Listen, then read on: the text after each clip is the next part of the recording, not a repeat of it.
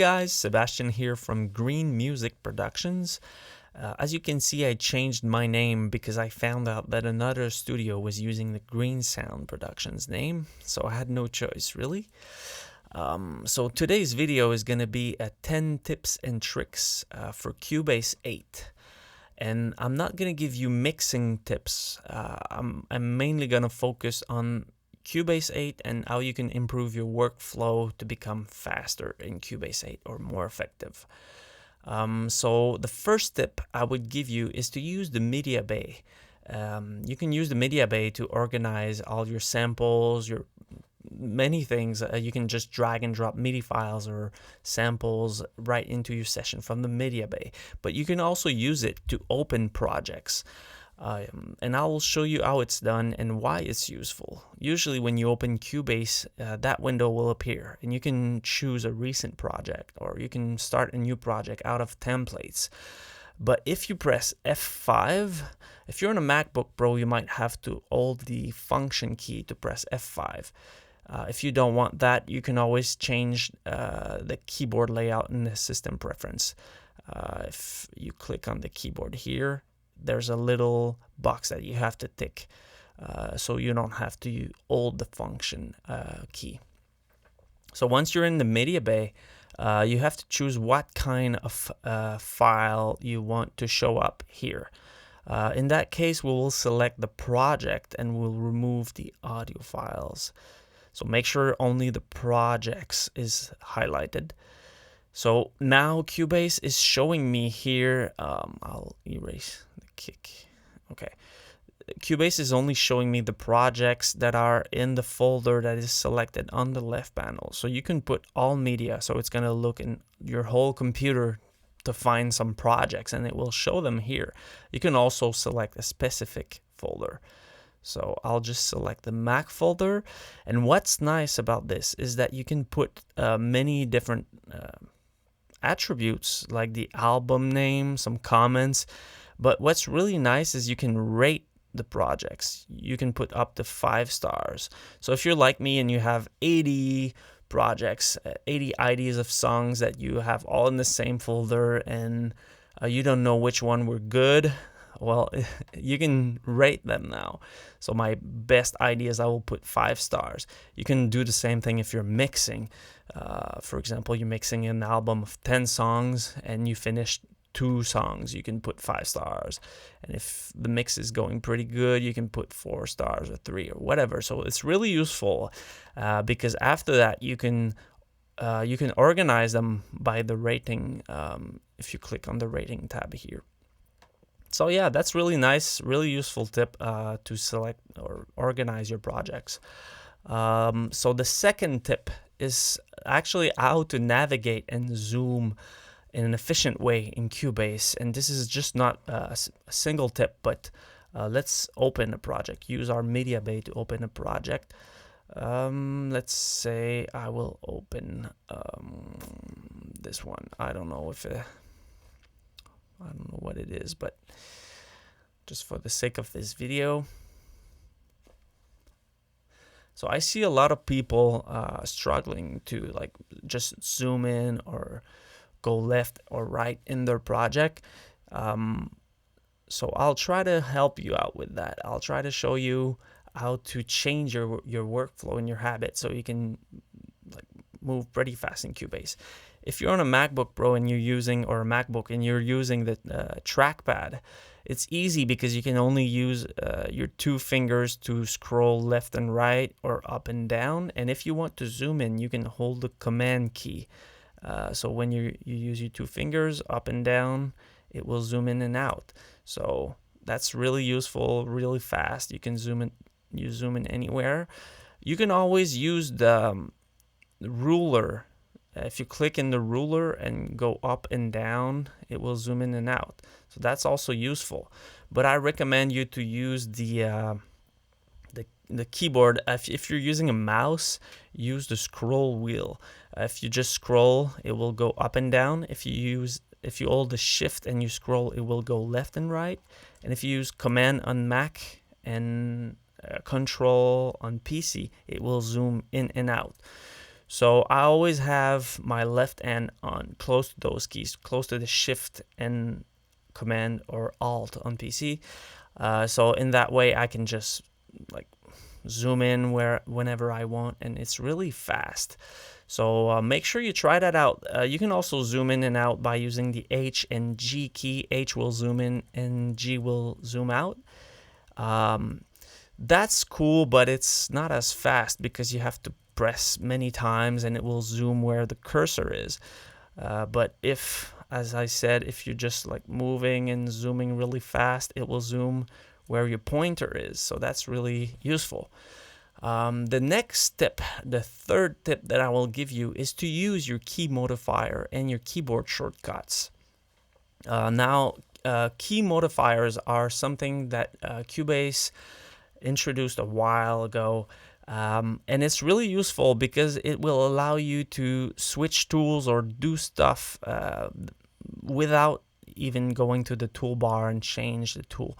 For example, if I want to cut an event, it doesn't matter if it's MIDI or audio, I can just hold the Option key on Mac or Alt key on PC and the scissor tool will appear.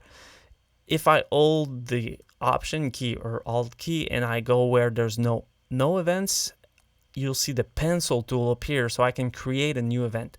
So key modifiers basically adjust depending on what you're doing, what you're hovering, and it's really nice and useful. You can get a list of all of the modifiers in the preferences. Under editing, you have tool modifiers. So you can see, for example, drag and drop. That's really useful because you can copy if you hold the Option. If you click on something, hold the Option and drag it, it will copy it. There's a couple of key modifiers and they're really useful. So learn them and use them as much as possible. You'll see that it's much faster. Keyboard shortcuts, same thing. If there's functions that you use a lot, for example, I use a lot the reverse function to reverse the audio basically. So I assigned it to a keyboard shortcut. So how to do that? You go into File, Key Commands, and you can search. In this case, I will search reverse.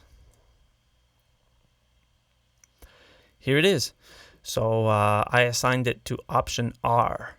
But to assign it, you just have to click that field here, Option R, click Assign, and I click Command R, so I'm just going to remove it, but Option R is already there. So now if I select any audio event and I do Option R, as you can see, it reversed it. So if there's functions that you use a lot, try to master try to create keyboard shortcuts for those functions and remember them and use them as much as possible because you'll end up being way faster that way. The fourth tip that I will give you is to use the search tracks and plugins. I think the search tracks and channel was introduced in Cubase 7.5, and now you can assign a keyboard shortcut to it. So in my case, I assigned the F key to open the search field here. So by default, I think it's assigned to Command F, and on PC, it's I think it's Control F. So why you should use it is because if you're working with big sessions, sometimes I have sessions that I have more than 100 tracks. So if I'm looking for the bass track and I can't find it, I just press F, start typing bass, click enter, and it will select my bass track. Same thing in the mixer. If I'm looking for a channel, let's say I have more channels and I'm looking for my silent track, I press F, I start typing silent, press enter, and it will select it. So that's really useful. And the same thing applies to plugins. Now you have a search field here if you're trying to add a new plugin. So instead of browsing to find the plugin, let's say I want to open 1176. I can just type 76 and you can see the Wave 1176 and the U80 1176. So it's really fast, easy. You don't have to navigate through tons of menus anymore. Use that. It's way faster, way more efficient. The next tip I'm going to give you, the fifth tip, is to use the visibility agent. Right here on the left panel in the project window, you have a visibility tab. Let's say, for example, you're editing drums. Now I don't have any drum tracks, but let's say you're editing drums. You can hide everything else and only focus on your drum tracks. So it's way cleaner, easier to see, and it's faster for you to edit. And the same thing again applies to the mixer channel. You have the visibility panel here, and you can remove what you don't want. You can also use that little section here. If you click on the icon on the left, you can remove some channel type. I always remove the input channels because I'm usually focusing on what's already there when I'm mixing. I'm not recording, so I hide the input channels.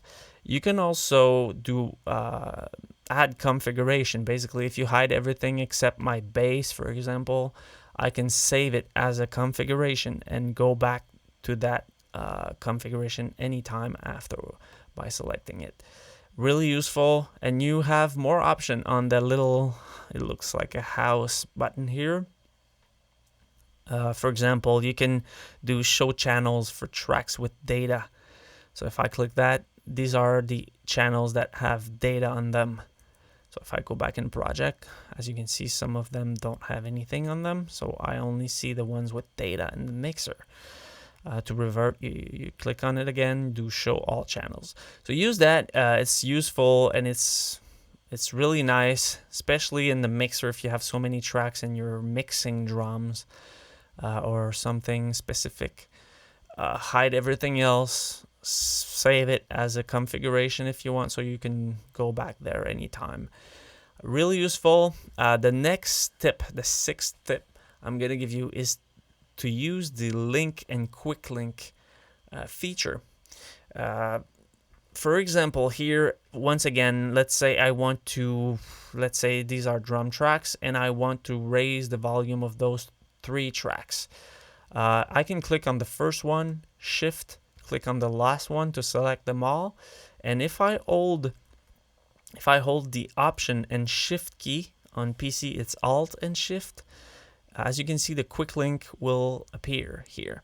So it means that if I move the faders, they will all move at the same time. If I move the panning, they will all move. EQ, plugins, anything. So it's really nice to have that feature if you want to do batch processing on many channels at the same time. So if it's only for one time, you can use the quick link by holding the option shift or alt shift on PC. But if, for example, you have overhead left, overhead right, and you always want them to move together. If you're raising or lowering the volume, adding EQs, you want them to always be linked. You can always choose, let's say this is overhead left, overhead right. You select them both. You click on the link button here, and you can choose what you want to link. So if I'm linking overheads, I won't choose pan because one is hard left, one is hard right. But I might want to link everything else like volume, EQ, dynamics, and insert, and so on. So if I click yes, as you can see here, link one showed up, and I can tweak stuff, and it will tweak them in both. So it's really nice, really useful. If you want to remove it, you can click on it again and click on remove link. Next tip is the track preset and templates. I highly suggest you, if I don't know, depending on what you're doing, if you're mixing and you have a lot of clients, you might want to save some track presets. And if you have your setup with in and outs and all your plugins, and you're always using them with, for example, drum tracks with all the plugins and all the pannings already set, you can save your whole session as a template. Let's say this session is is really good for me, and I want to save it as a template. So every time I, for example, create a new project, I'll have the exact same tracks with same plugins and same EQs.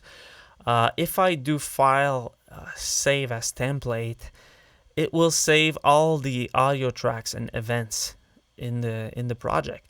So what you can do, you can always just Command A or Control A on PC to select everything, delete everything. Now don't freak out, just don't save your session for now, and do File, Save as Template, and enter the template name. We'll just put Test Cubase, click OK, and then you can Command Z to undo, or Control Z on PC to undo, so you go back to normal. But now if you open the template panel here, you can see that we have Test Cubase. So if I open that, that session will open without the events on it. That's really useful. You can also do it for single tracks or single channels. Let's say I really like that synth here, and I like the EQ I did. I like what I did on the inserts. I want to save it as a preset to open it in other sessions. You right click on the channel, you click on Save Track Preset, you give it a name. Let's say I want to save it as Plug Synth. Okay, I will override it. And now if you want to open it, let's say you're in another session and you want to open it on a blank track, you right click on that track again, you do Load Track Preset, and now you can search for keyword. In that case, I search for Seb, Plug Synth. You double click on it, and as you can see, same volume, same panning, same EQ, same inserts. So it's really nice, really useful. I use that a lot since I'm mixing for other people, and sometimes I really like what I did on the bass track, for example, for bass with pick on a pop song. I really like the mix that I did on that bass, so I will save it as a preset, and sometimes I will try that on another mix. Most of the time I have to tweak it a little bit because basically it's not the same recording, so some stuff will be different, but most of the time it's pretty good, and I can start from there to mix my bass, and I get something that I already did and I liked before. So it's really useful to use the track preset and templates. So the 8th tip that I'm gonna give you is to use the info line here. That's the line, the black box that you see here. If you don't see it, you can click on the little button here and click on the info line box. Why you should use it is because it gives you extra information and stuff that you can tweak. For example, if I select a MIDI track here, I can transpose it. I can tell it to follow the global transpose. I can see where it starts, where it ends, the length. I can put a root key. I can change the velocity of all of the notes and the events. Same thing for audio events. You can transpose and fine-tune an audio event. I used that in the past. For example, in a session I was mixing, the bass player was not perfectly in tune with the rest, so I fine-tuned it. I add like 3 cents and it was perfectly on tune. So that's really useful to have that kind of information. It's also really useful, for example, if you're doing automation, and let's say I will add 2 points here. You're trying to select and move that little point here and try to be precise. Sometimes it's hard, so you can just select the point and change the value from here. And you can also decide if you want it to terminate like in Cubase 8 virgin territories have been introduced, so you can say after that I want to terminate the automation. But let's say here I want to have -6. I just type in -6 and the point will move there. So it's really useful to use the info line. I recommend you to try to use it because it will give you more options. The ninth tip that I'm going to give you is how to delete sections of a song or project. Now, I've seen a lot of people struggling trying to do that and like cutting all the events manually, selecting them, deleting them, then moving everything else. So I'm going to try to show you an easy and fast way to do that. You have to, if you want to remove, let's say, from bar 9 to bar 11, make sure the snap is on and the snap is set to grid. So if you click on the range selection tool, let's say if I select from 9 to 11, it will only select the track that I'm on right now. But if you hold Command and Shift while selecting, it will select all of the project, every single track. So that's really useful. I'll do it again, Command Shift. On Mac, on PC, it's Alt and Shift. I select from bar 9 to 11. Once that's done, you can click on the grid mode and switch to shuffle. Because if I stay on grid mode and I press delete, it will delete everything selected, but it won't move the events after. So I'll just undo that. And if I select shuffle and press delete again, it will move them automatically. So let's do it again just to show you how fast this is. So I'm on the selector tool again. I press 2 to switch to the range tool. I hold Command and Shift or Alt and Shift on PC, select from bar 9 to 11, then switch to shuffle, delete, done. Really fast, really nice, really easy. Yeah, that's a really cool tip if you're trying to erase 2 bars of a project or something. The last tip I'm gonna give you is how to turn audio into MIDI. You might do this, for example, to replace a kick drum, a snare drum, because the audio tracks that you got doesn't sound good, and you want to use a sample instead. Or you can also do it, for example, on vocals. I can detect all the notes using Vari Audio and create a MIDI track from there. So I can, for example, do the same melody with a synth. That's cool. In that case, I don't have any audio drum tracks here. I'm just gonna import one from the Mediabay, a random drum tracks, real fast to show you how it's done. So I'll just say kick, for example, and choose a kick track. That's good. Yeah, I'll just import that kick track in my session and show you how to do this. Oops.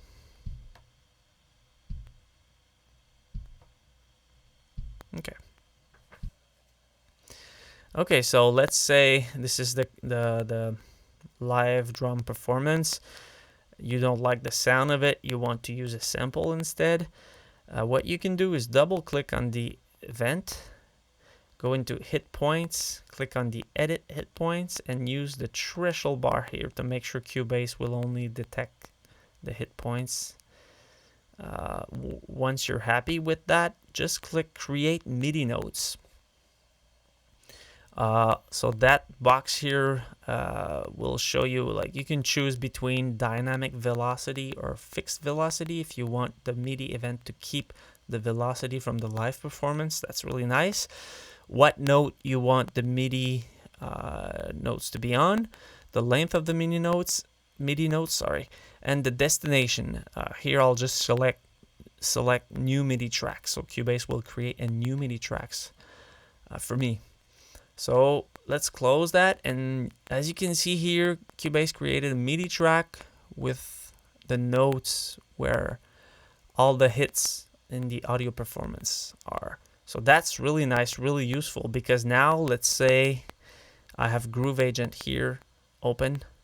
Let's see if that's a kick. Yeah, that's a kick instrument. So let's say I want to assign that kick here, which is on C1, to that new MIDI track. So I select the MIDI track, go into Inspector, MIDI output, and I select my groove agent. So this should already be on C1. Yeah, it is. I'll raise the velocity here by selecting everything and using the modifier key to do so. So now if we solo this and press play,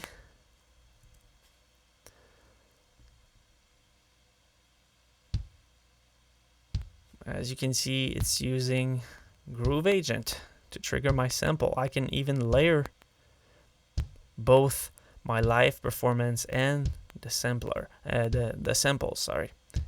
So that's really useful if you want to drum replace, or if you, as I said, want to analyze a monophonic instrument or vocal to do a synth line that matches that performance or something like that. So I hope you guys enjoyed that video. This was the 10 tips and tricks in Cubase 8. If you have any questions, feel free to ask in the comments. If you like those videos, please subscribe. See you in the next video, guys. Bye.